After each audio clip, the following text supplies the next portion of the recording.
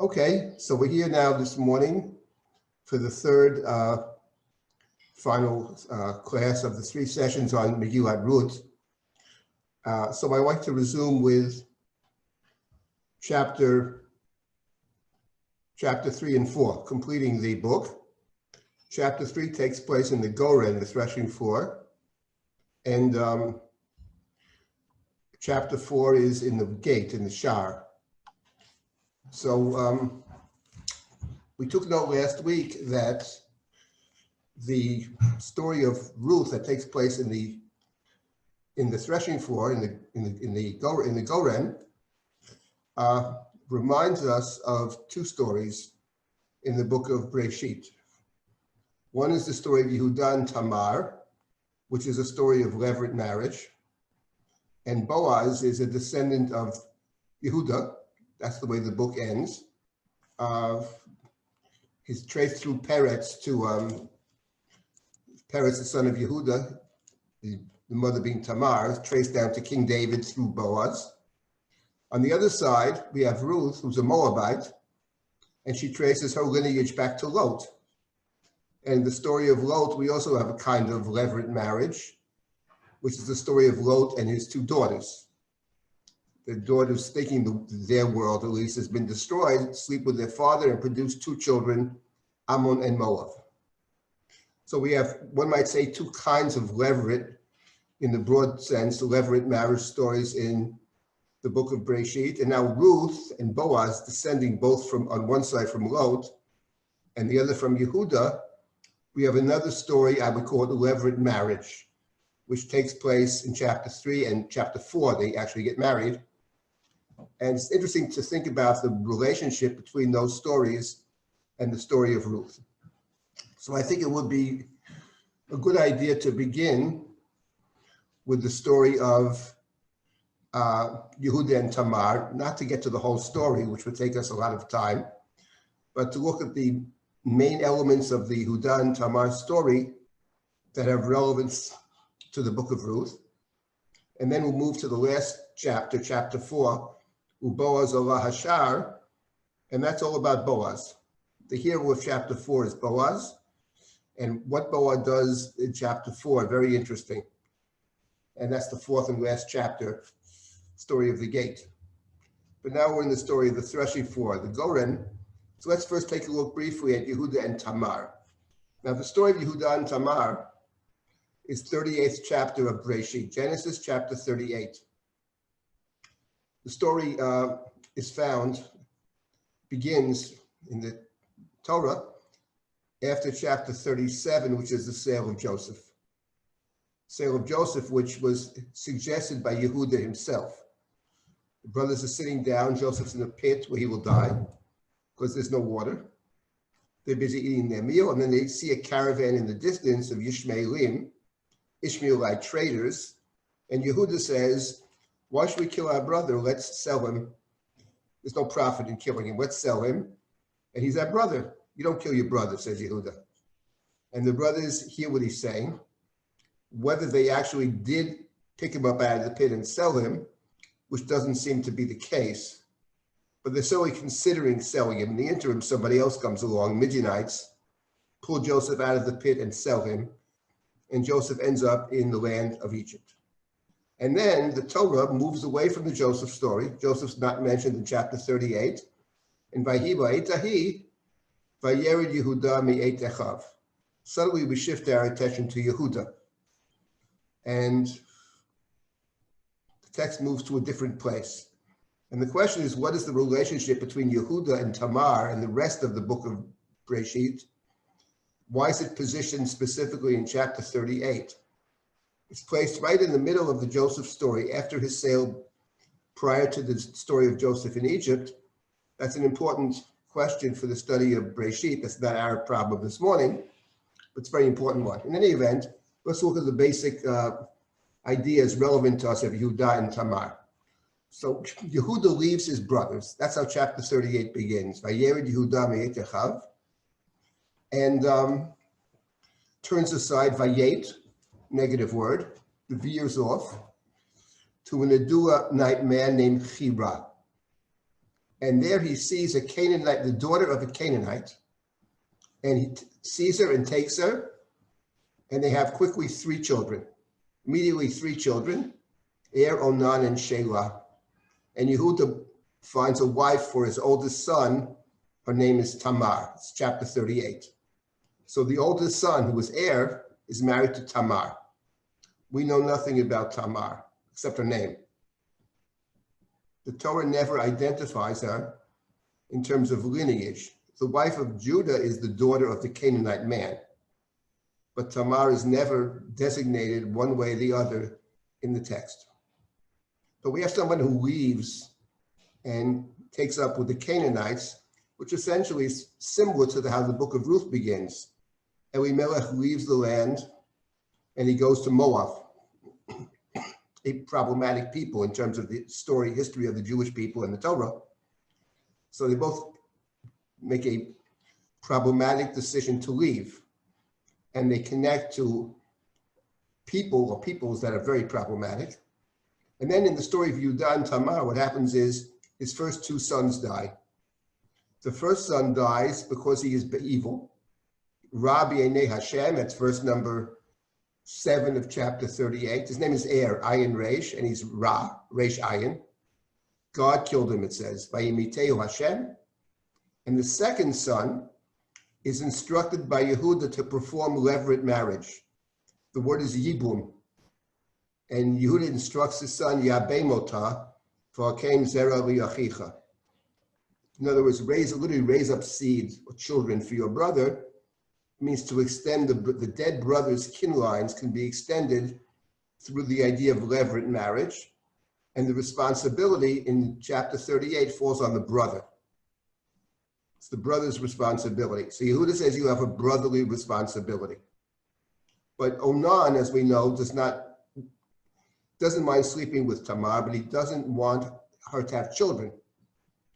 So he interrupts the intercourse to make sure that there are no children. God sees this, and God kills him as well. So there is now 2 sons dead, and he has 1 son remaining whose name is Shelah. And Yehuda is afraid to permit Tamar to marry son number 3 because the obligation of Yibum falls now on son number 3. But Yehuda suspects Tamar, apparently. He holds her responsible for the death of his first 2 sons, though we, the reader, know that's not true.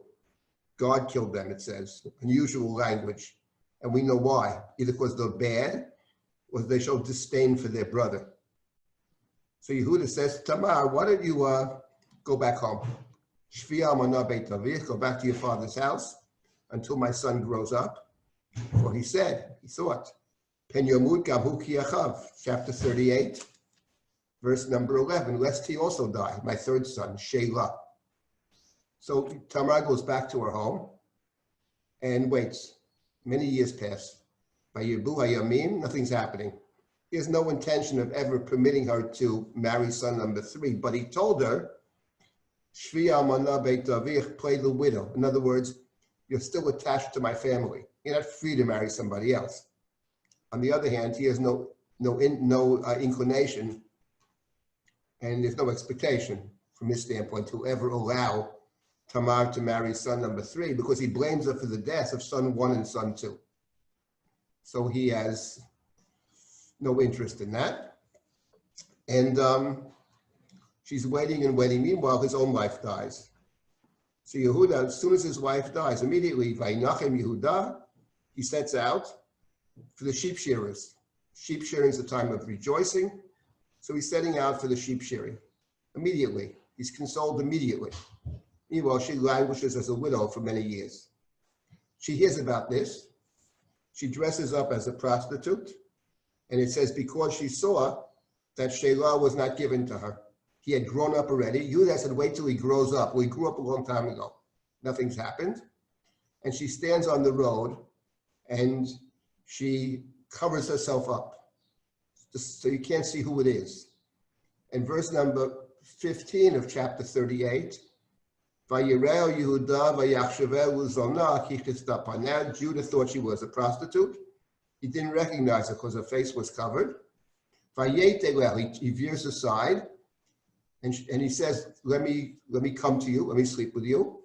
He did not know. Ki lo yada ki kalato. He did not know it was his daughter-in-law. Incest, daughter-in-law. She says, what will you pay me? What will you give me? He says, I'll send you a goat. I'll send you a goat. She says, Im titain eravon ad sholchecha. I want to guarantee a security, an eravon, a pledge. I don't accept promises in this business. Cash business. Give me something now. Yehuda says, what should I give you? She says, chotamcha uptilecha umatcha asher biyadecha. Your staff, your seal, and ptilecha probably means your coat.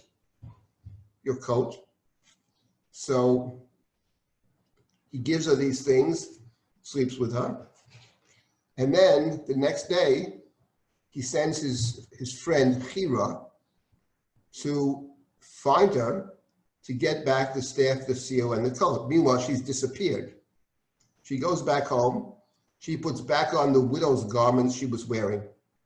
And Yehuda can't find her. He sends the goat to find her, together with his friend Hira.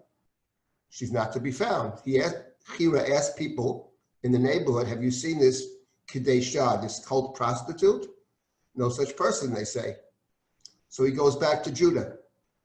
In verse number 22, Lo mitzatiya. I can't find her. And not only that, everybody said there is no such person. So Yehuda says, let her keep the things. It'll be too embarrassing. Peniyela vuz. I sent you, you couldn't find her. Meanwhile, 3 months later, Yehuda is told that your daughter-in-law Tamar has been promiscuous, and she's not only that, she's pregnant. Says Yehuda, let her be burnt. Hotzi'u v'tisarev, let her burn. Now she's being brought out. Himutzeit, she sends these things to Judah. And she says, the father of this child is the possessor of these things. Do you recognize them or not? Vayaker Yehuda, Yehuda recognized them. And he said, Sadka mimeni, she's more righteous than I. For I gave her not, ki lo netatiya l'shelah b'nei. For Yasaf l'data, he knew her not anymore. The end of the story is the birth of the child, but it turns out it's not a child, it's children. He made with the ta, v'nei tomim b'vitna. There were twins. We have another story of twins. We had Jacob and Esau, Yaakov and Esau back in chapter 25, and now we have twins. The story of Yaakov and Esau, the question is who's the older, who's first? The story of Yaakov and Esau comes out, Yaakov's holding on to his heel, maybe trying to pull him back. But it's a struggle at birth. And there's a sale of the birthright later, so it's not totally clear who's first and second. In the story over here, one child begins to emerge. So the midwife ties a red string, a shani, on the child, saying this one is to be born first. But lo and behold, that child goes back into the womb, birth canal, and the other one jumps out. And the midwife says, what a breach you have made, ma parasta olecha peretz. What a breach you have made, peretz. And he called him Peretz. And the second one came out, upon whose hand was the red string, or the shani. He called him Zerach. So we have the birth of twins. That's the story of Judah and Tamar in chapter 38, and the birth of twins to Judah and to Tamar. And this story is actually referenced explicitly in the book of Ruth in chapter 4, after Boaz marries Ruth, and the community blesses Boaz, bless Ruth, and they say, "V'hi beitcha kebeit Peretz, asher yada Tamar liYehuda." May your house be like the house of Peretz, whom Tamar bore for Judah. So the story of Judah and Tamar is actually referenced explicitly in the book of Ruth, in Megillat Ruth, which certainly suggests to us that the book wants us to look carefully and think about the story of Judah and Tamar. what are the parallels, the relationships? How does one story speak to the other? How does the book of Ruth use the story of Judah and Tamar? So let's just, without getting into every element of Judah and Tamar, let's just think now about some of the basic pieces of the story of Judah and Tamar.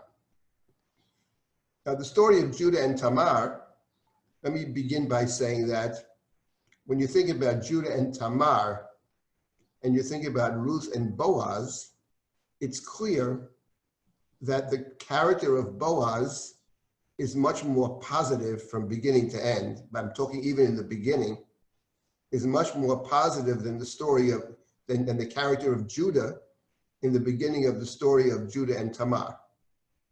Now, the character of Judah is presented to us as a person who understands that brothers have responsibility to brothers, because he instructs son number 2 to marry the widow of son number 1. Raise up children for your brother.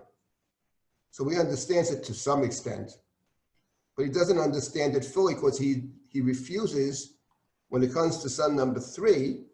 Okay, he's afraid that she's responsible for the death of his children, but he doesn't take into account that on the other hand, what leveraged marriage does when it works is to extend the kin lines of the deceased. So he refuses to do that.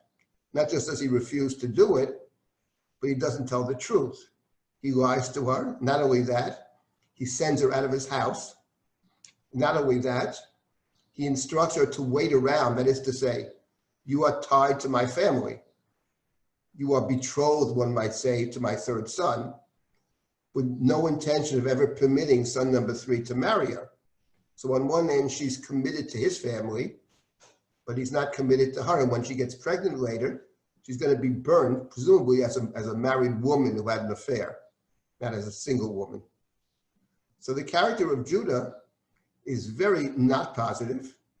And of course, it comes right after the story of the sale of Joseph, where the brothers collectively lied to their father, apart from trying to kill their brother and causing his sale. They lied to their father. They bring the bloody coat of Joseph, which they dipped his coat in blood. Father, do you recognize the coat? Haker no, recognize, which is what Tamar will say to Judah. So the character of Judah is very negative in the beginning. Then, of course, he confesses, takes responsibility, and that's very important. We'll get to that. Just wanted to point out, the character of Boaz is much more positive. Boaz cares about the family. Boaz sends care packages back to Naomi. Boaz instructs all the people to be very kind to Ruth, gives us so much extra food. That's the story of chapter 2. On the other hand, as I mentioned last week, he was aware of the story, presumably before he's told by the person in the field. He knows all about Ruth, all about Naomi, but he hasn't proactively done anything to help them. He's very nice, very kind, gives Ruth a very nice blessing. May God bless you. May God, under whose wings you have come. But it turns out, through the lens of chapter 3, that actually it's the responsibility of somebody in the family, the relative, the goel, the redeemer, to do the right thing, to protect the family. And Boaz, at the end of chapter 2, when Ruth comes home at the end of chapter 2, how come you have so much food? Whose field were you in? Boaz. Oh, Boaz. Mi goalenuhu. He's one of the goalim. He's a potential redeemer. So Boaz is very kind, very sweet, but he's not doing what he's supposed to do. He's not taking the full responsibility, but a much more positive character than the Judah we encounter in the beginning of Judah and Tamar.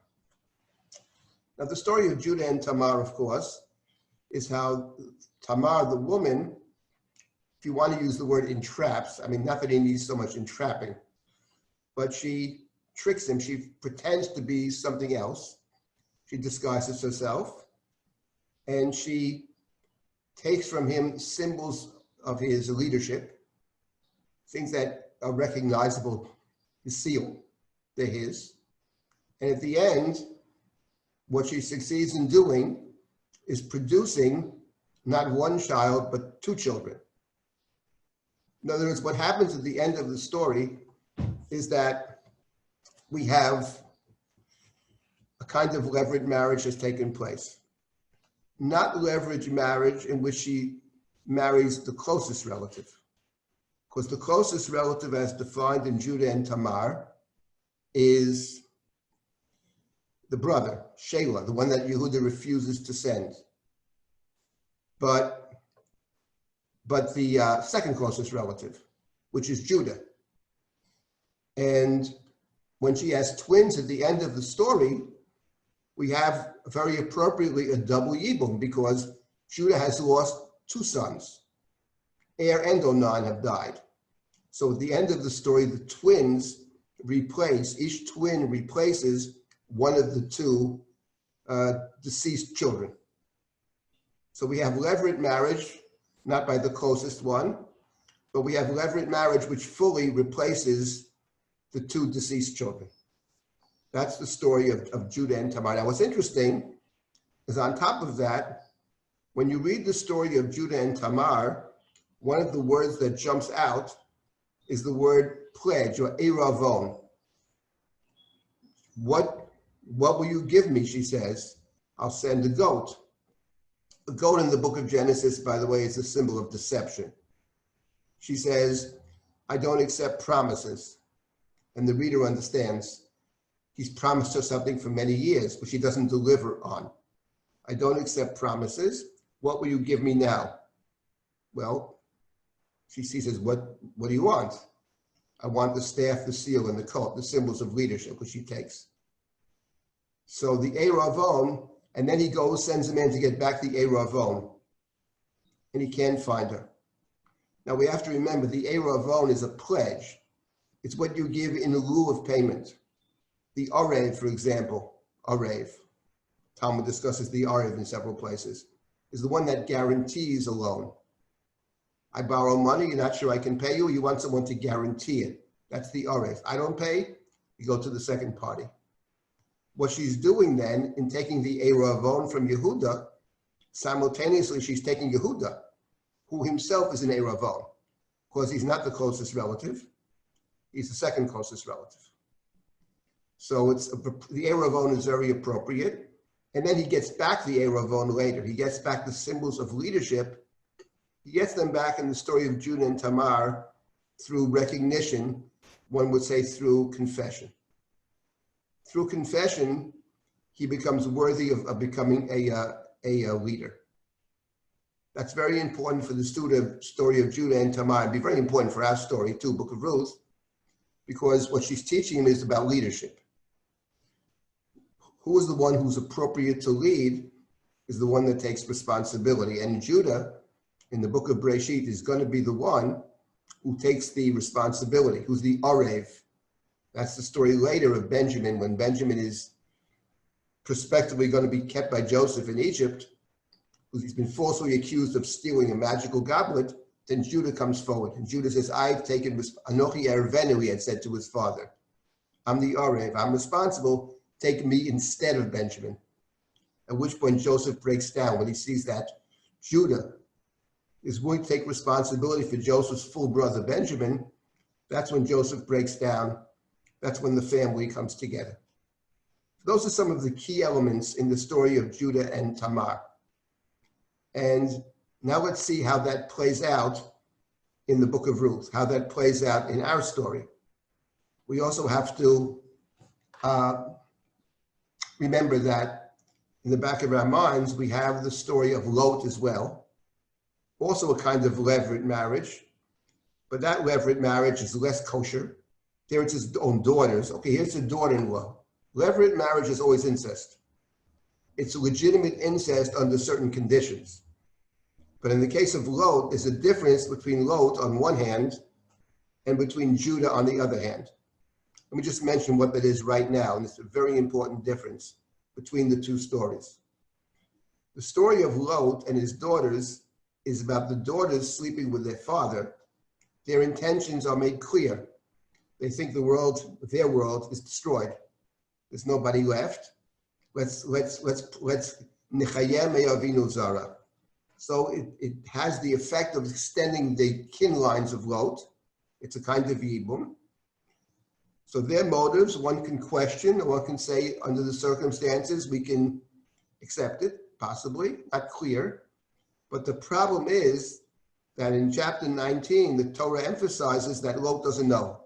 He doesn't know when they lie down and doesn't know when they get up. In the case of Judah, the opposite. He didn't know who Tamar was when he first meets her, but later he confesses. And after he confesses, so he knows who it is. He says, Tzadka mimeni, she's more righteous than I.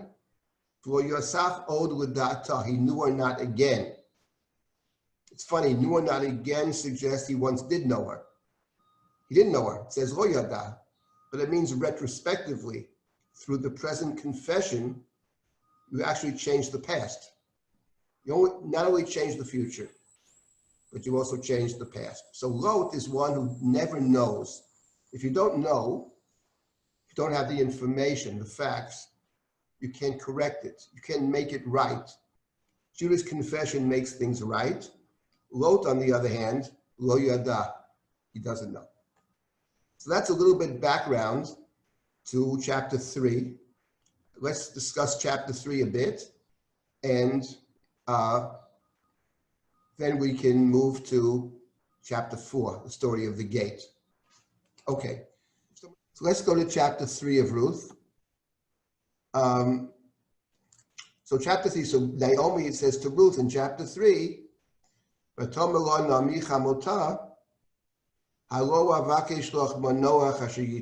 he says, I seek for you Manoach, a place of rest, which will be good for you. And she instructs Ruth, says Boaz, our relative, our close kinsman, tonight is winnowing on the threshing floor in the Goren. For Achatz Vasach, she gives us 7 different verbs. Bathe yourself, anoint yourself, get dressed, samsim botayich, go down to the Goren. And then she says later on, Yadat, know the place that he sleeps. Gilit margolotov, uncover his feet, v'shachaft, and lie down, 7 verbs. He'll tell you what to do. I pointed out last week, end of the class, that there's a Korean ketiv, that in the text, when it says yoraditi, go down, it's written with the yud. It could be read yoraditi, I will go down. Shachaft, lie down, it's written shachavti, I will lie down. And here I believe the significance of that is that Boaz is related to Naomi.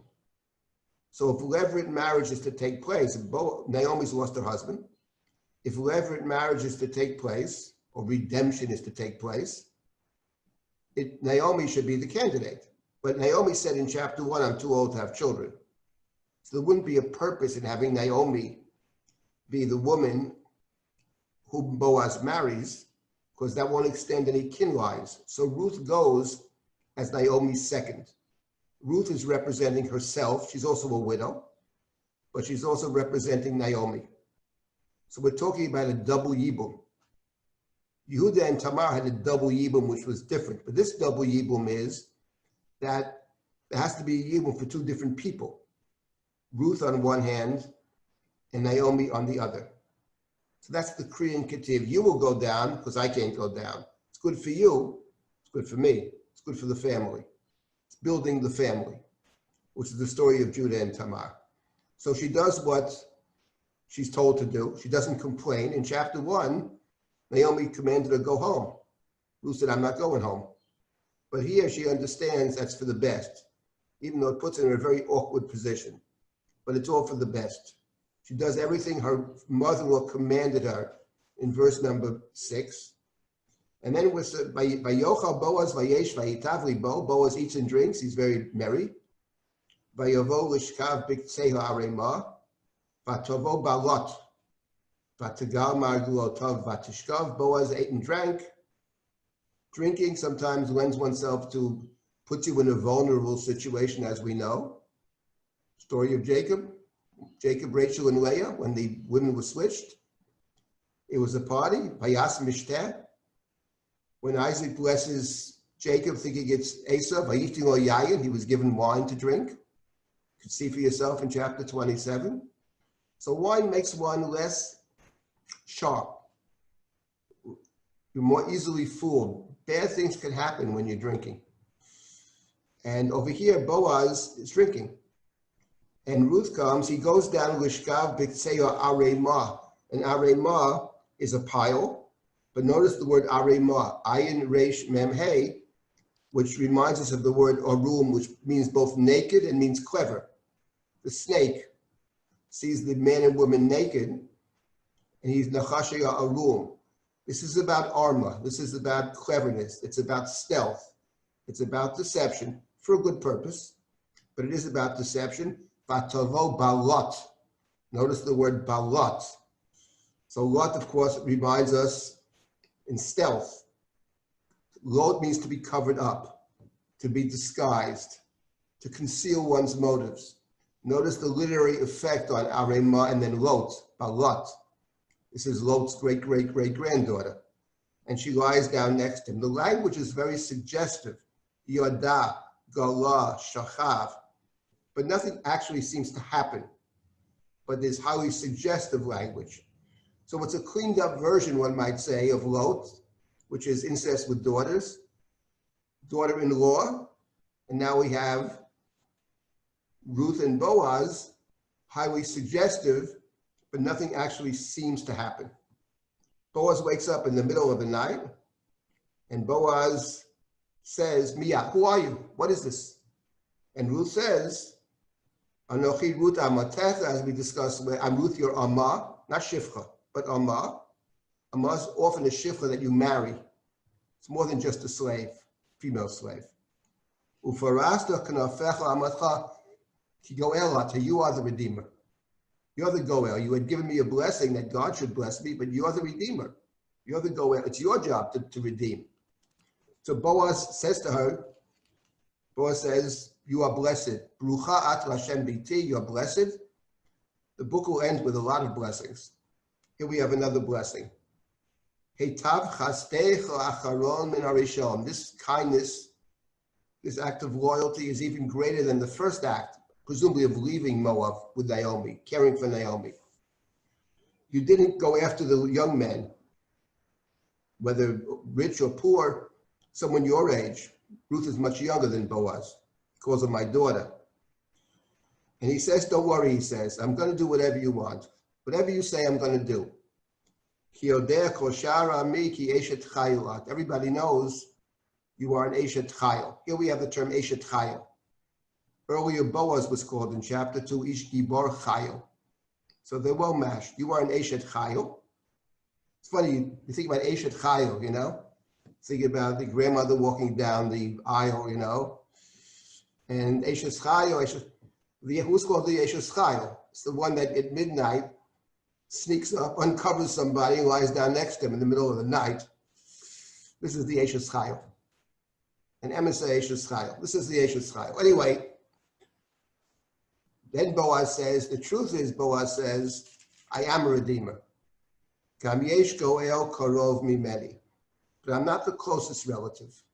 There's a relative who's closer than me.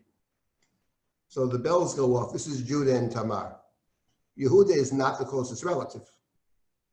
The closest relative is actually Judah's son, Shelah, who, of course, Judah has no intention of ever permitting to marry Tamar.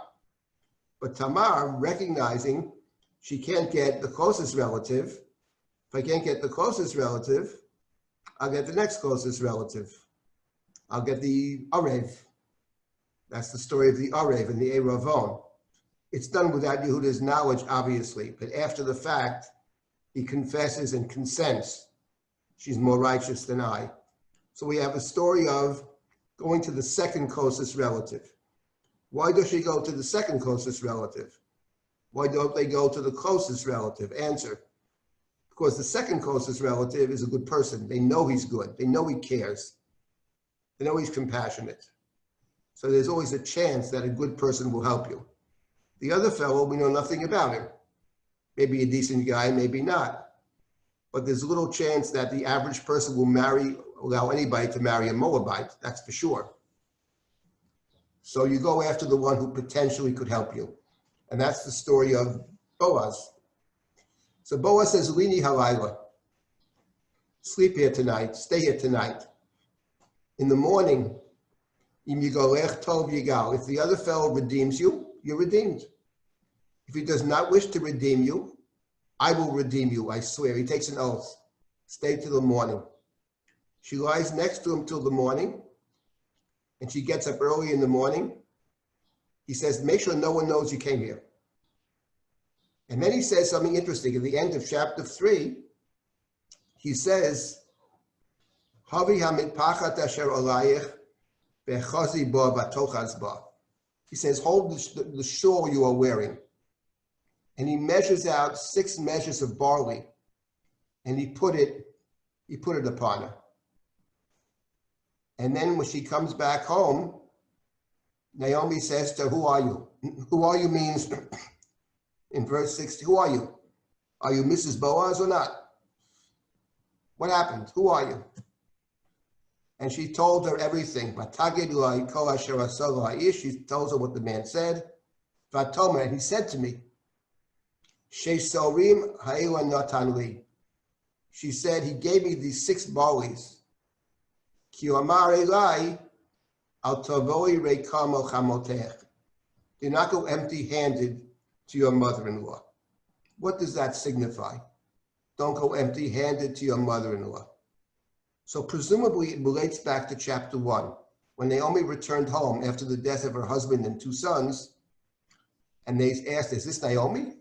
The people of the town in Beit Lechem, is this Naomi? And Naomi said, don't call me Naomi. Call me Mara, call me bitter. For God has made me very bitter. Ani mileyah halachti, I left full. Ani mileyah halachti, I went out full. V'reikam eshivani Hashem, God brought me back empty. So full and empty in chapter 1 refers to her family. She left full, father, 2 sons. Comes back empty, no husband, 2 sons. She comes back empty, no husband, no sons.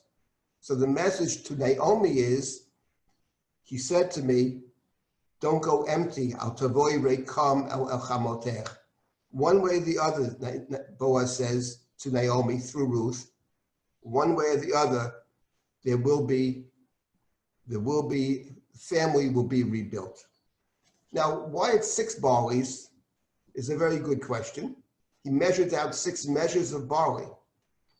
And I think there are different suggestions about the 6. The thought that I had about the 6 was that when you think about it, there are 6 people that need redemption. The book begins with 3 couples. There's Naomi and Elimelech, there's Ruth and Machlon, there's Orpah and Kilion. So in other words, what he has to do basically is to the goel, in a sense. We're talking about restoration, restoring Naomi to the way things were, the book begins with 6 people. So perhaps the 6 is saying, I'm going to fill the loss. There's a loss of, there's 6 people that have been lost in a sense. And perhaps the promise over here was certainly a promise of restoration and a promise made to Naomi. What he's saying is, I'm going to do the right thing by the family, including you, Naomi. Remember, he's related to Naomi. He's not related directly to Ruth. Naomi says to Ruth, Shvi biti, wait here. Let's see. The matter will be concluded today. The man is not going to wait. Boaz is not going to wait around. Boaz is going to act immediately. Boaz actually said, in the morning, baboker, not in a month, not in a week, in the morning. Stay here tonight. The night is a time of waiting, of hoping. Lini alayla, wait here tonight. We'll see what happens in the morning. So now we come to chapter number 4. That's the Goren. That's the threshing floor. The Goren, because the Goren takes place, the winnowing takes place at the end of the season. Everything's been collected. And now it's completed. It's in the Goren. It's how the book of Shmuel ends, with Goren Aravna. Sense of completion. what kind of completion will we have in the book of Ruth? So now we move to chapter 4. The remainder of the time we'll spend on chapter 4. If it's possible to unmute if someone has a question now before we begin chapter 4, I'd be happy to try to address if people have a couple of questions or can unmute themselves. I don't know if it's possible with Zoom today. So I'll give a minute or two. Unmuting seems not to be working, but there's still one question in the chat from about 10 minutes ago if you want to. Okay, what is it? Is Balat related to Vayet? Is what related? Balat related to Vayet. To what? To buy it? Vayet. Oh, Vayet? I don't think so. No, I don't think it's related. Vayet is from the word nata. And lot is related, I think, to root, to luta, to covering or to concealing. Luta by lot. The idea of isolation, covering something. Lot is a person who lives in isolation. Lot is unable to impact other people. I'm glad you asked that question at this point. It's a perfect segue into what I want to talk about in chapter 4, into the first verse of chapter 4. Are there any other questions or comments? Oh, I see the question. No, okay. Yes, I see a question from Micah here. Anything more to say about retroactive nature of change? I have plenty to say about it, but it's, yeah, it has to do with the idea of the idea of repentance, the idea of tshuva, the idea that if you're standing in a good place today, suppose someone's standing in a good place, how did you get there? We get where we are today essentially from the past. The past has led us to the present. But the question is how we understand our past. So the point is, if you recognize the mistakes of the past, then in effect, those behaviors of the past have taken you to a very good place. That's certainly true in terms of, I would say, the study of Torah. Something that Rabbi Soloveitchik emphasized very much about the study of Torah is that it's not about getting it right. I mean, of course, we want to, at the end of the day, we want to reach a place of understanding. But to get to a place of understanding, it's often the process of trial and error. It's conjecture. It's realizing that we were going on a wrong path. We correct it. We make corrections and corrections. And we feel we've derived some understanding. So all the false leads, all the false trails, all the mistakes, all the errors, were they a waste of time? No. It's what it means to study. It's what it means to learn Torah. It means you hypothesize, you question, you have suggestions, you reject many of them. But all of that enterprise of thinking and of discussing hopefully leads us to a better place. The same is true of living.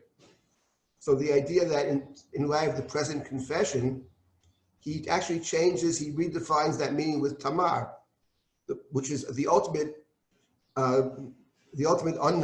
Lo yadaki kalatohi, but in light of the present confession, he converts that dubious interaction from his standpoint into something positive.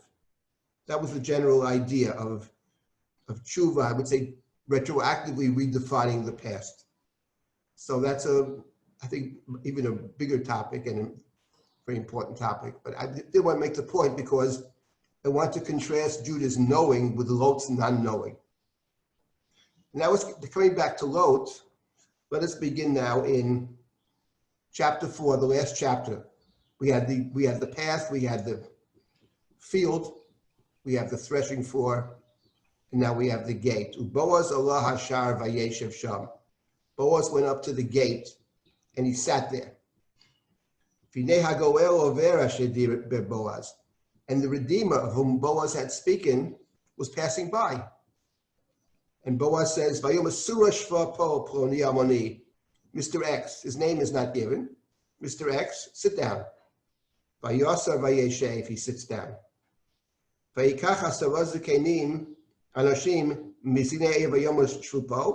He took 10 of the elders, sit down, says Boaz, Vayesh Abel, and they sit down. And now Boaz is going to have a trial, a legal matter to be brought before these 10 elders. He's there, the other redeemer is there, and now Boaz is going to present the facts of the case, the redemption of the field of Naomi, and the redemption / levirate marriage of Ruth will be presented before these 10 elders.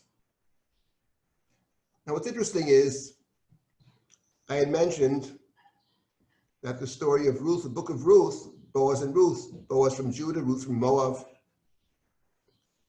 what they share in common is a past background of some kind of levirate marriage. When it comes to Moab, it's the story of Lot. The word Lot means to be covered, concealed, isolated. We remember the story of Bereshit. In chapter 18, God informs Abraham that God intends to destroy Sodom.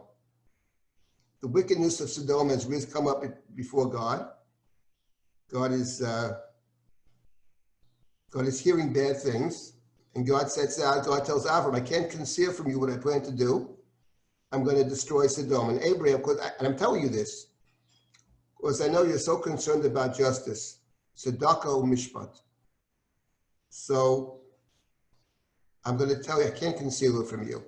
And when Abraham hears this, that God plans to destroy Sodom, Amorah, Abraham argues with God. Maybe they're 50 righteous people.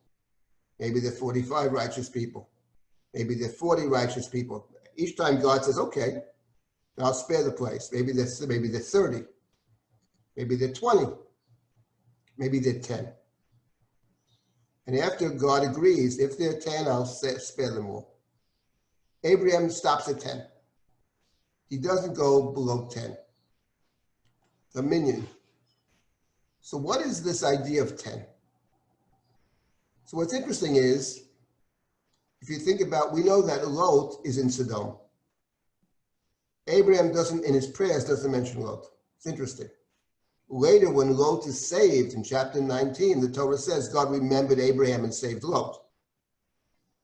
But in the prayers of Abraham, he doesn't mention Lot. Lot lives in the city of Sodom. Lot has a wife. She later turns into a pillar of salt. He's got his wife. There's Lot and his wife. How many daughters does Lot have? We know he has at least 4 daughters. Because we know he has the 2 unmarried daughters whom he tried to hand over to Sodom. And those are the 2 daughters that accompany him when he leaves Sodom. We also know that it says he speaks to his sons-in-law. But his sons-in-law, plural, see him as one who was laughing. They don't believe him. If he has 2 sons-in-law, presumably he has then 2 married daughters. So he has a wife, he has 4 daughters, and he has 2 sons-in-law.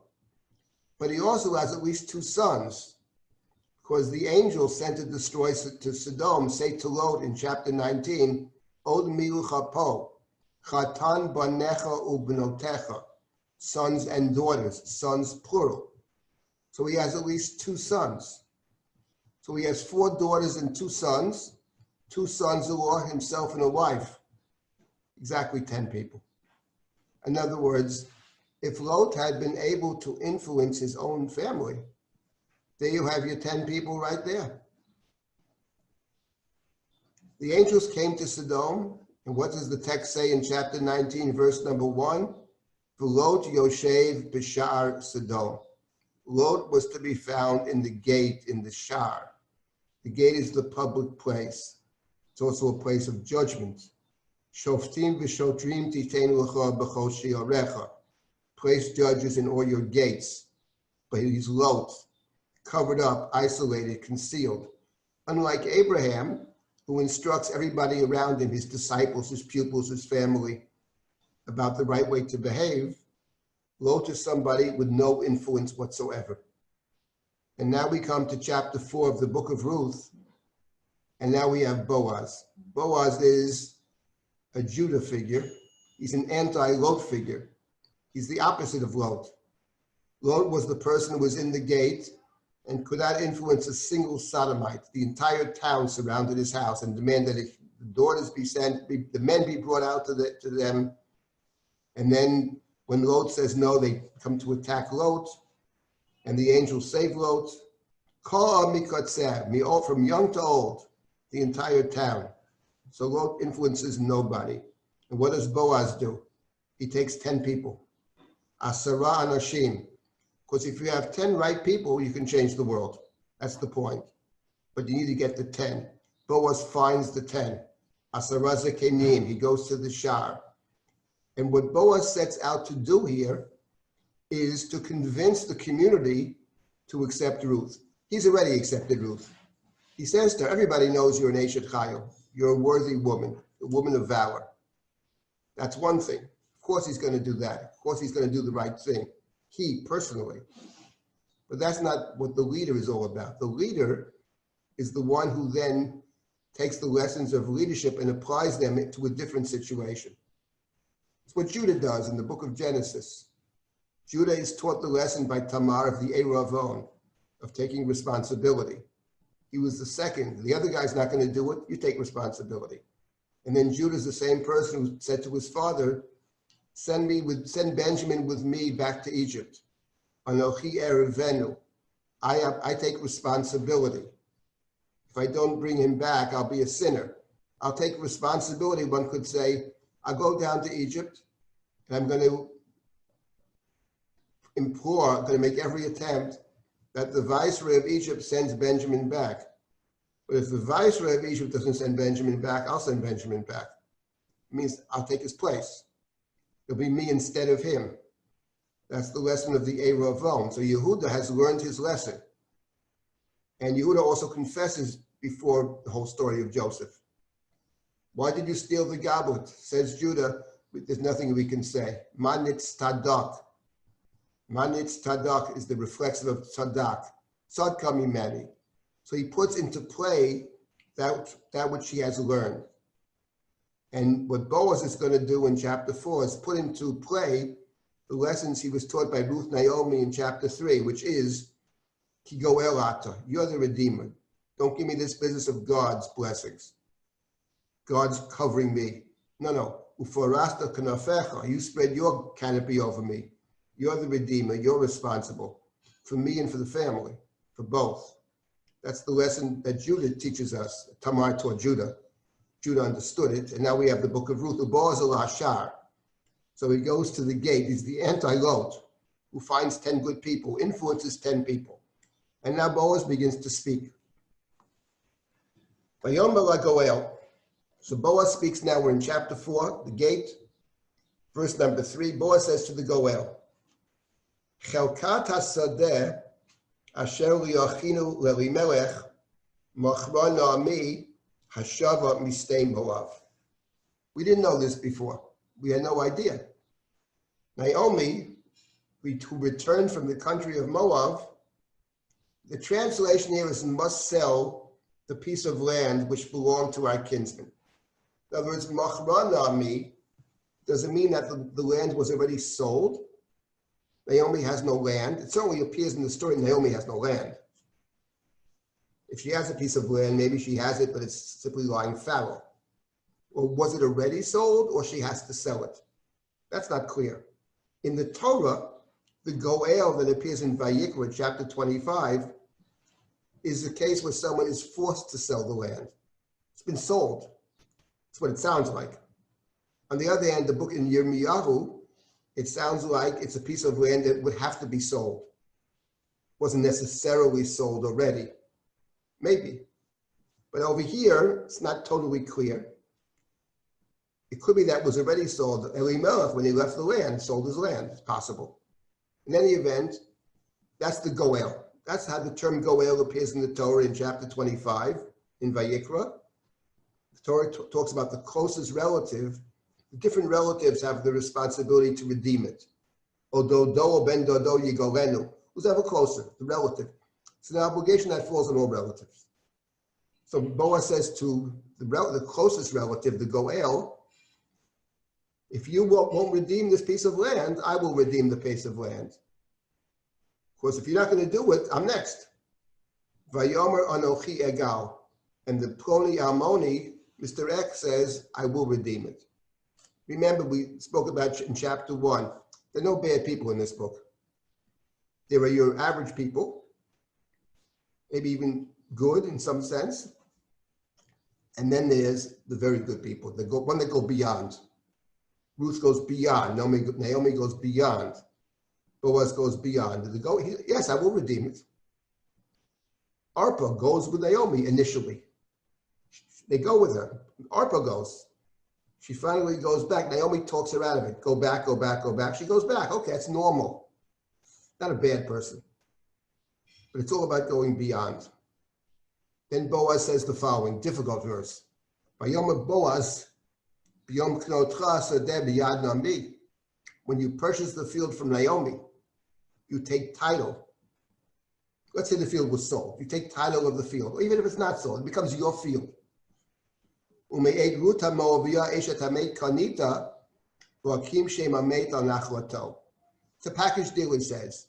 Remember that if you buy the field, you're also buying it from Ruth the Moabite, whose obligation to sustain the name you have.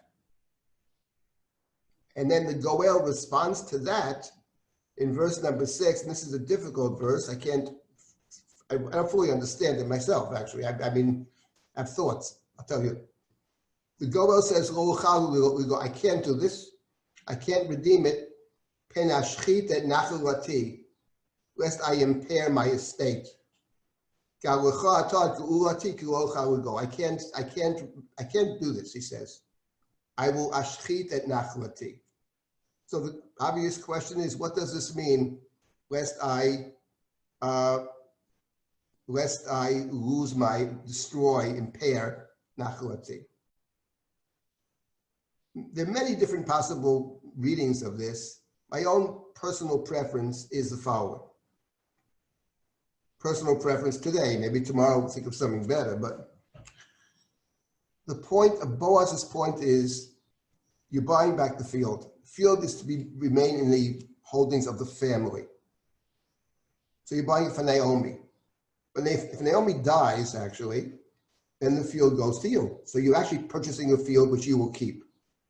But what Boaz says is, no. You have to remember that that there's also Ruth in the picture, because Ruth was married to Naomi's son.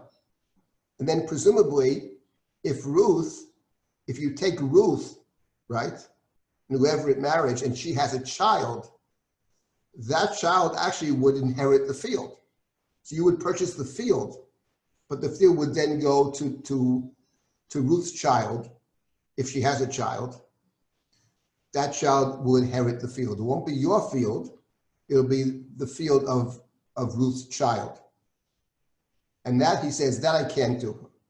I'm willing to spend money if it's going to be my field. But if it passes on to Ruth's child, I'm unwilling to do it. It doesn't explain the term ashchit et nachlati. Ashchit sounds more than I just won't have it. I'll lose money. I'll impair in some sense. But in any event, at present, that's a suggestion. And the reason I like that suggestion is because throughout the chapter, the key word is the word goel, to redeem. Boaz is not the closest goel. He's a goel, but yesh goel karov mimeni. There's a closer goel. But after, at the end, the happy ending, Boaz marries Ruth, and Ruth has a child, and there's a blessing that's given, more than one blessing at the end of the book. And the women say to Naomi in verse 14, "Vatomana hanashim on Naomi, Baruch Hashem, asher lo hishpit loch goel hayom, v'yikarei shemo b'Yisrael." Blessed is God, who has not withheld a redeemer today, and may his name be perpetuated in Israel. So they called the child that's born the goel, which suggests exactly what I said before, that the goel, the real goel, the primary goel would be Ruth, should Ruth have a child. That's the primary goel. That's the son of Ruth's husband, Machlon, the deceased Machlon. So whoever redeems would not actually keep the field. The field is in the name of the child of Ruth, should she have a child. if you perform levirate marriage, you may have a child, and that child will be the inheritor. So the closest guy says, Ploni Almoni, the man with no name says, this I'm not going to do. This I refuse to do. So you do it. If you want to be the redeemer, you be the redeemer. And now the book of Ruth says in verse number 7, this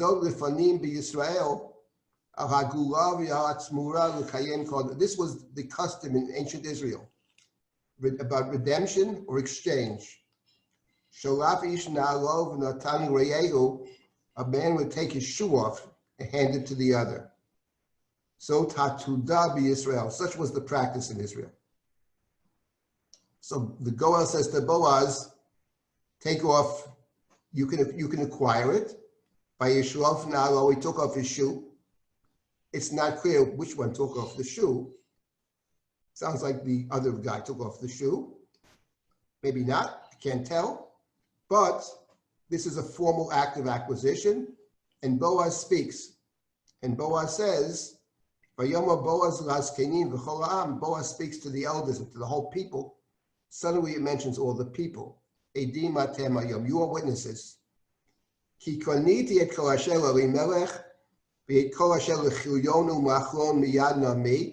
I've acquired everything. Elimelech, Kilion, and Machlon. He mentions both sons. It's what I mentioned before about the 6 barley seeds. There are 6 people involved here. He redeems everybody, all 6. The Gamed, Ruth HaMoab, and Ruth the Moabite also, the wife of Machlon, Choniti li Isha, Liakim Shem Amet on Achwato, to establish the name of the dead on his inheritance. The name will not be lost. The name is a name connected to the Nachala, to the inheritance. We remember that in the very beginning of the book of Ruth, very beginning, V'shem, 7 times, the loss of the name. And now in chapter 4, levirate marriage takes place, combined with the goel, with the redemption. And the levirate marriage, the Torah says, what's the purpose of levirate marriage? If brothers are living together and one dies, the wife of the deceased, if the brother has no children, shouldn't marry an outsider. Rather, there should be levirate marriage. And the purpose of levirate marriage, let's find the verse in Devarim, chapter 25. Devarim 25. Let's find that verse. It's verse 25, chapter 25, Devarim, verse number 6. Yakum al Shem Achiv Hamet Lo Yimacheh Shemo b'Yisrael. Yakum Lo Hakim Shem, says the Torah. The name should not be obliterated. Focus on the name. Okay, if he doesn't want to do it, then we have the chalitza ceremony. He refuses to do this, then the woman stands up before the elder, the Zekanim, takes off his shoe, spits before it, and spits in his face literally, and says, this should be to the one who doesn't want to build up his brother's house. It's a degrading ceremony. V'nikra shemo b'Yisrael beit chalutz hanal.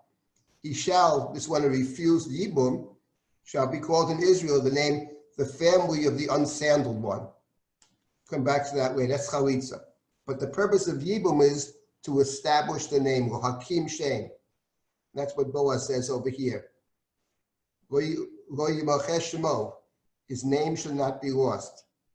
That's verse number 10. Lo yikareh shem hamet mi'emechav u'mishar mikomo. Hakim Shem. So Boaz makes the statement not just to the 10 elders, but he makes the statement to the people. And in verse number 11, the people and everybody and the elders respond. We are all witnesses. Hitein Hashem et ha'isha haba'al beitecha kirachel u'chleya asher banu shteihem et Beit Yisrael v'aseichayu b'Ephrata u'krashen b'Beit Lachem v'hi beitcha k'Beit Peretz asher yoda Tamar Yehuda, min hazera asher yitein Hashem lecha min hanara hazot. So we have a blessing. We are witnesses, and they bless Boaz. The woman coming into your house should be like Rachel and Leah, who together, both of them, built the house of Israel. And it be valor, may there be valor in Ephrat, Asichayil be Ephrata, and a perpetuation of a name in Beit Lechem. So let's just think about that verse for a moment.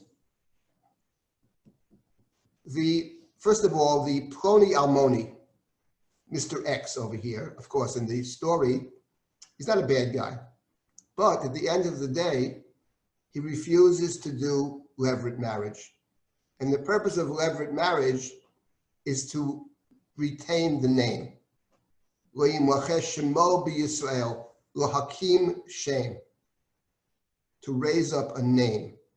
So the one who doesn't do it in the chapter is deprived of his own name. Mr. X, Ploni Almoni, Mr. X. He doesn't not afford the dignity of a name. A name, a shame. The word shame is a positive thing, the changing of a name. Noah's son, blessed son, is shame. We say in our poets, oh, he's a big name, we say. He's a big name. So this person's not afforded the name because he refused to give the other person a name. Don't give the other person a name. You're not entitled to your own name. That's the Ploni Almoni. So now we have, it's interesting that you think about the chapter, the previous chapter. In the previous chapter, Ruth was commanded by Naomi to lie down next to Boaz, and she stays there. She lies there all night, even after they have the conversation. Shichvi ala boker, lie here. In the beginning of chapter 4, one of the key words is the word to sit. Vayeshev sham. Boaz goes Vayeshev. And Boaz says to the Ploni Almoni, Shvapo, sit, second time. Vayosav Vayeshev, third time. Then he takes 10 elders, Shavupo, fourth time. Vayeshevu, 5 times. And then later on, Boaz says, I speak to you. Boaz says, I speak here. Neged Hayoshvim in verse number 4, 6th time, sitting. And now we have something else. Now we have Boaz saying, the purpose of my being here is lo hakim shem, to raise up the name, lo hakim. So you have this, you have the lying down, you have the sitting, you have the getting up over here. So the different postures actually reflect what's going on in the story, from the lying to the sitting to the rising up, lo hakim shem. And now we have, as we're moving towards the end of, I see a question here. I'm not understanding the question about Yibum. What I'm suggesting about Yibum is that I think what the text is saying is that the way the text sets it up, Naomi's husband died. She has no children. So there's a relative who has to perform levirate marriage with Naomi. And my point, though, is that, and Ruth died, Ruth's husband died, and she also requires Yibum, leaving out the fact she's a Moabite. But she's a woman, husband died, no children. And my point is that the way the story plays out, both women simultaneously have Yibum, because when Boaz marries Ruth, Ruth is actually Naomi's proxy. Naomi and Ruth are one character, basically, in chapter 3. Naomi has the idea of what to do, and Ruth does it. We might say Naomi and Ruth together are equal to Tamar. Tamar both plans it all out, and she's the woman who's the mother of these 2 children. And in the case of Naomi, Ruth stands in for Naomi, and so Ruth requires Yibum. She's lost a husband, no children. Naomi has no children, Elimelech, and now the child of Ruth will be Ruth's child and also Naomi's child, as the text will say explicitly. The women will say at the end of the chapter, a child has been born unto Naomi. Yulad bein l'Naomi. Yulad bein l'Naomi. That's the point that I'm making. Even that Naomi said in the beginning of the book, I can't have children, that's not true. She can't have her own biological children, but she has children. The child that's born to Ruth, the women will say at the end, the child has been born to Naomi. Naomi takes the child, nurses the child, holds the child, whatever, cares for the child. That's my point about the double yibum, how it plays out in the book of Ruth. It's different in the Judah Tamar, but there is a double yibum. There's a double yibum actually with Lot's two daughters. Each daughter sleeps with Lot. That's also a double yibum. That doesn't have a fully happy ending though. But the other two stories have different kinds of endings.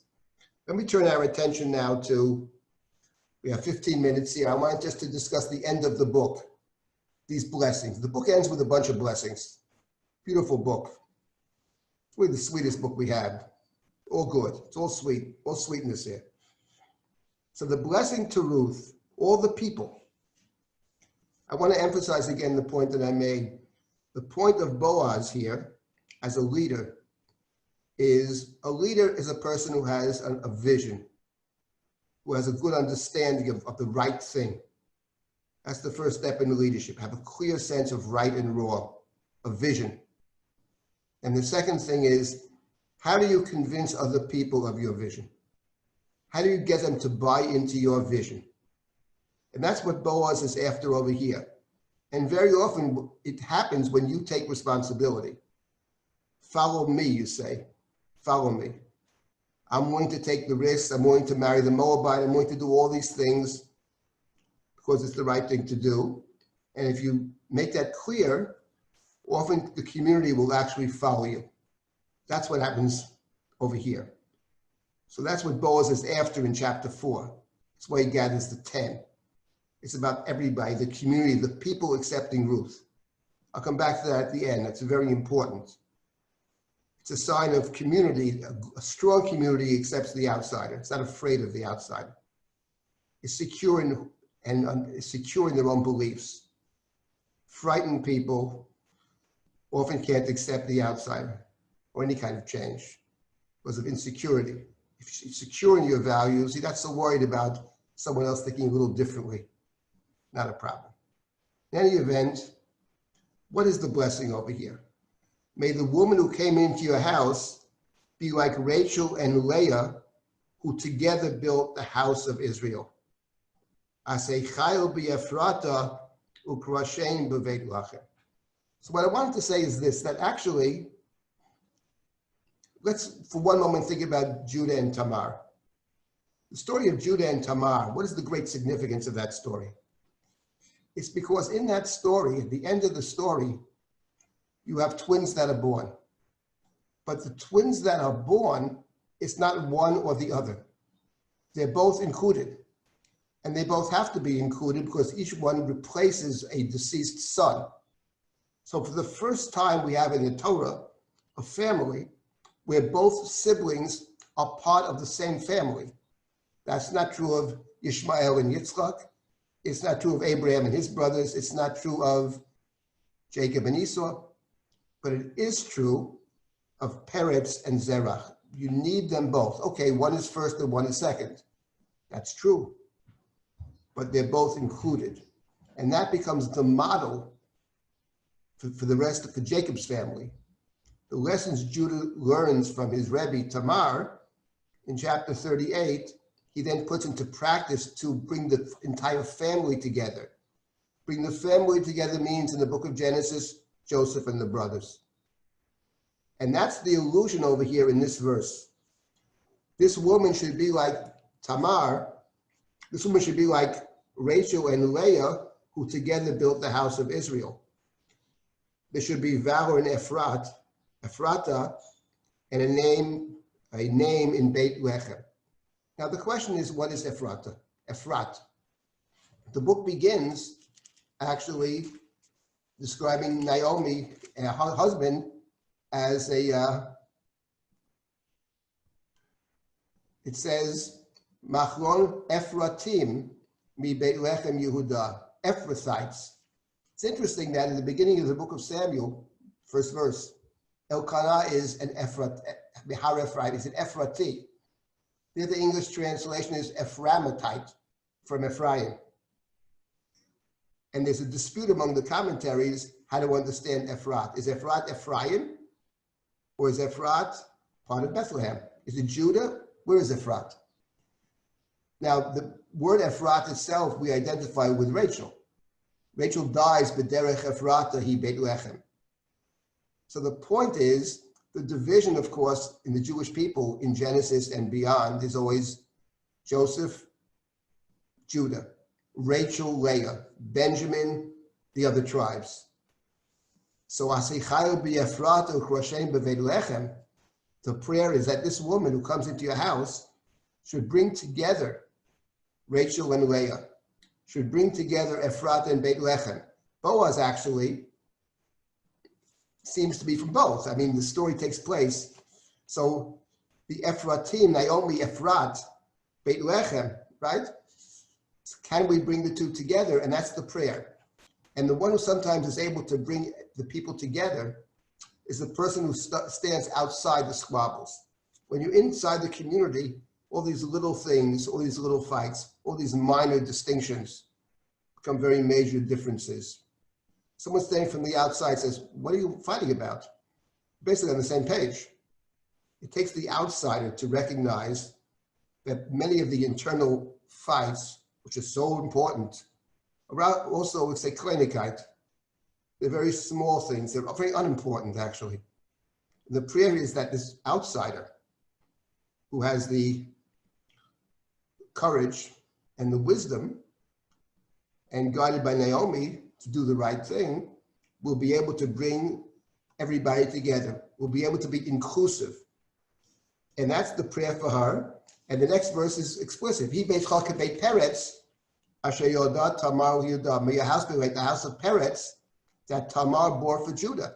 Tamar was the one, actually, who's able, in effect, to bring a family together, to include everybody in the family, to find a way that everybody is included. Okay, one may have a particular blessing or not, but they're both included. That's the first model in the Torah where you have inclusion. And that was what Judah does later. And the other place where you have inclusion with two brothers, one maybe have a bit of a greater blessing, but essentially they have the same blessing, actually. That's Manasseh and Ephraim. That's when Jacob blessed Joseph's sons, who he adopts as his own sons, Manasseh and Ephraim. He gives them one blessing. He includes them together as one. And there he gave them a blessing. We'll come back to that in a moment. So that's the first blessing. And then Boaz takes Ruth. God granted her pregnancy. So God acts in a very direct way here, as God did in chapter 1. It's funny because the story is all about people. God acts through the people. It's all about people. It's a book that has more dialogue than any other book of the Bible. It's all dialogue. And now the women speak again. The chorus speaks again. Baruch Hashem asher hishpiloch govel hayom. I mentioned that already before. This child is the Redeemer. The Redeemer is the child. V'yikarei shemo b'Yisrael. V'yikarei shemo, by his name be called out. Here they translate perpetuated in Israel. I'll come back to that in a moment. This child should restore your soul. And say, sustain you in your old age. For the daughter-in-law who loves you and is better to you than 7 sons, she's the one who bore this child. That phrase, she's better than 7 sons, a similar phrase appears in chapter 1 of Samuel, when Elkanah said to his wife Hannah, what are you worried about a child for? Am I not better than 10 sons? And of course, the answer there is no, you're not better than 10 sons. I want a son for another reason. I want a son to change the world. I want a son to change society. I want a son who will be a kingmaker. But Elkanah doesn't understand, but here it is true. So this book, which bridges the shoftim and the kingship, here they say to her very appropriately, this child is a redeemer of your soul. You had said in chapter 1, you can't have children. Not so. You have a child through your beloved Ruth, better than 7 sons. And Naomi, in fact, takes the child and she cares for the child. And in verse 17, Vatikrenu lo hashchenot shem lemar, and the neighbors gave him a name, saying, Yulad ben Naomi, a child is born for Naomi. And they named him Oved, the father of Yishai, the father of David. And then we have the genealogy of kingship ending up with David. So in the book of Ruth, the political side, the way society works, is a function of the way people work. It starts with people on a very personal level. It's all about family. It's all about how we treat each other on the level of family. And that is reflected in the book of Ruth in the promise of kingship. David, of course, is presented as an ideal king over here, as he is in many places of the Bible. Not in Samuel, but in many places of the Bible. And that emerges from ideal behavior of the people who go beyond the simple law and who act in a very noble and very self-sacrificing manner. At the end of the day, it's a book with an incredibly happy ending. Everything is restored. All the lost names of chapter 1 are restored in chapter 4. Just wanted to conclude with the following thought about the book of Ruth. Book of Ruth ends with blessings. It's all about blessings, many blessings. And we remember, of course, that the exclusion of the Moabite in the Torah, one of the 2 reasons given why you don't allow the Moabite into the community, one was they didn't greet you with bread and with food and water when you came back, but the other was they hired Bilam to curse you. But God switched over. God transformed the curse into a blessing because God loves you. Therefore, you have nothing to do with Moab. And now we have a book, of course, where the hero, they're all heroes, is Naomi, there's Ruth, there's Boaz, but Ruth is actually the anti-Moabite. Ruth is the one who behaves exactly in opposite way. She does bring the bread, she brings the food. She, like Abraham, she's an Abraham figure. She, unlike Lot, she makes the leap of faith, self-sacrificing. And now we have the levirate marriage as well. So we have, and she's the source of blessing. The book is filled with blessings. Bruchat Hashem biti, with blessings, and Ruth is basically the main cause of the blessings. She's the one who brings blessing. So I was thinking, V'yikarei shemo b'Yisrael, the child that is born, may his name be called out in Israel. We say that actually. When a child is named, I say the Brit, or if it's a girl, we'd say naming the girl. V'yikarei shemo b'Yisrael, we say that we're giving a name. Awesome moment to give someone a name. It's unbelievable. V'yikarei shemo, that expression comes from here. V'yikarei shemo b'Yisrael. So I was thinking a couple of thoughts about V'yikarei shemo b'Yisrael. The idea of, and we actually adopt this, we the Jewish people have adopted this phrase when we name a child. And 2 things come to mind, which I will conclude. One is that when Jacob blesses his children, who are Joseph's children, Jacob says, bring them to me, and he puts his right hand on Ephraim's head and left hand on the head of Manasseh, and he says, the God, Hamalach HaGoel Oti, the God who was a Goel, a Redeemer, should bless the children. V'yikarei behem shemi v'shem avotai Abraham v'Yitzchak. So there, he talks about the Redeemer. There Jacob says, in them shall my name be called, and the name of my ancestors. That through them I am blessed, and Isaac is blessed, and Abraham is blessed. And over here we have a book actually, which ends with blessings. V'yikarei shemo, be blessing of the child. And here too, it's about connecting this child to the past as well as to the future, because his mother is Abraham's daughter. So it's a link to the past. It's a link in the tradition. And amazingly, through Ruth, essentially, who's the anti-Lot. Anti-Lot means you're Abraham. Lot being Abraham's foil. So we connect to the past. We connect to Abraham, to the Chesed, through Ruth. And that's the hope for this child. Looking back and looking forward, it ends up with the genealogy of David. David and Abraham are, in this book and in the book of Samuel, two people that are deeply connected to each other. Let me conclude with one final thought about the blessings. The blessings at the end of the book of Ruth, so the Yikarei Shemo b'Yisrael, Baruch Hashem asher hishpit loch goel hayom, Yikarei Shemo, the women give a blessing to Boaz. They say, thank God, they say to Naomi, blessed is God who did not withhold the Redeemer today. May his name be perpetuated in Israel. In the Chumash, which talks about levirate marriage, it doesn't talk about a blessing. It says something different. The man who refuses to do levirate marriage, he shall be degraded, and his name shall be called in Israel, Beit Chalutz Hanal, the house of the one whose shoe was taken off, the ceremony of Chalitza, the one who refused to do what he's supposed to do, and you take his shoe off. Shoe is a sign of dignity, and you spit in his face. There the Chumash speaks about a negative ritual, the negative name, but the book of Ruth has no negativity. So the book of Ruth alludes to Chalitza, of course, taking off the shoe, but it's not about Ploni Almoni. Ploni Almoni is your average decent guy who's willing to do some good, but not walk the extra mile. But this book's not about that.